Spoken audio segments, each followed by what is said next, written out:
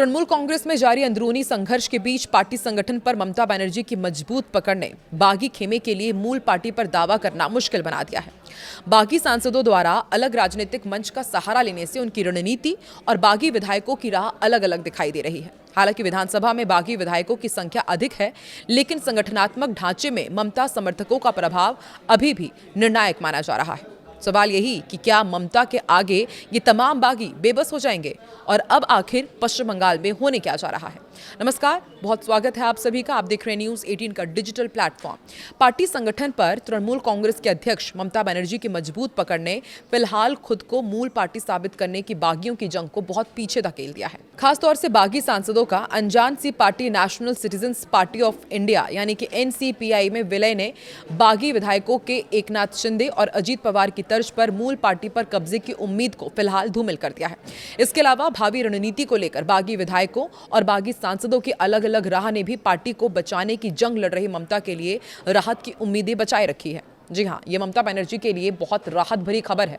Party संगठन में ममता के दबदबे के कारण ही बागी सांसदों ने न सिर्फ मूल पार्टी के दावे से फिलहाल खुद को दूर रखा है, बल्कि अयोग्यता की तलवार से बचने के लिए एक बेहद अपरिचित पार्टी में विलय का रास्ता अपनाया है। दरअसल पार्टी पर दावे के संदर्भ में चुनाव आयोग और अदालतें अलग अलग पक्ष में शामिल सांसदों विधायकों की संख्या ही नहीं देखते, बल्कि पार्टी के संगठनात्मक ढांचे का भी संज्ञान लेती है।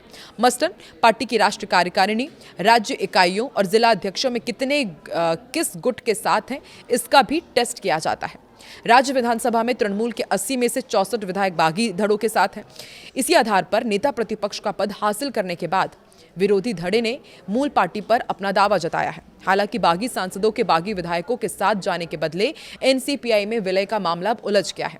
अब बागी सांसदों के समर्थन में अभाव में बागी विधायकों का धड़ा मूल पार्टी पर अपना दावा नहीं जता सकता।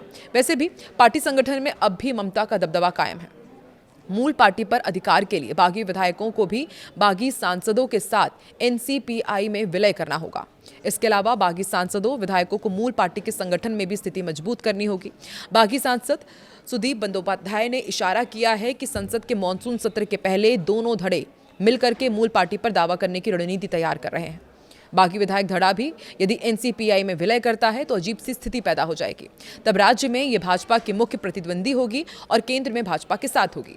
मूल पार्टी पर अधिकार मिलने पर भी यही स्थिति रहेगी। वैसे भी भाजपा की राज्य इकाई विरोधी धड़े के परोक्ष या फिर सीधे गठजोड़ से बेहद नाराज है। ऐसे में नेतृत्व की चिंता केंद्रीय मंत्रिमंडल में बागी धड़े को शामिल करने को लेकर है। फिलहाल ताजा अपडेट ये है कि लोकसभा स्पीकर ओम बिरला ने TMC के राष्ट्रीय महासचिव अभिषेक बैनर्जी को एक महत्वपूर्ण बैठक के लिए बुलाया है और सूत्रों के अनुसार स्पीकर ने अभिषेक बैनर्जी को 19 जून को मिलने के लिए कहा है। इस मुलाकात का मुख्य उद्देश्य पार्टी में हुई फूट के मामले पर चर्चा करना है। स्पीकर चाहते हैं कि अभिषेक बैनर्जी इस पूरे विवाद पर अपना पक्ष रखें और स्थिति स्पष्ट करें। अभिषेक बैनर्जी पश्चिम बंगाल की पूर्व मुख्यमंत्री ममता बनर्जी के भतीजे हैं और पार्टी के राष्ट्रीय महासचिव भी हैं। वहीं TMC की प्रमुख ममता बनर्जी ने भवानीपुर विधानसभा सीट के चुनावी नतीजों को चुनौती दी है। मंगलवार को कलकत्ता हाईकोर्ट का रुख किया। उन्होंने अदालत में एक चुनाव याचिका दायर की है, जिसमें BJP नेता शुभेंदु अधिकारी की जीत को चुनौती दी गई है। आधिकारिक मतगणना के अनुसार इस सीट पर भाजपा नेता शुभेंदु अधिकारी ने ममता बनर्जी को 15,000 से ज्यादा मतों से शिकस्त दी थी।